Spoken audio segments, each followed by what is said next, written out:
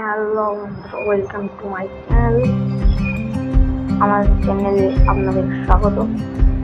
আজকে আমি আপনাদের দেখাতে চলেছি কিছু রঙিন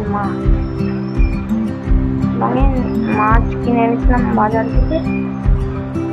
আপনাদের দেখানো হয়নি, তাই ভাবলাম আজকে ভিডিওটা করে দেখানো যাক।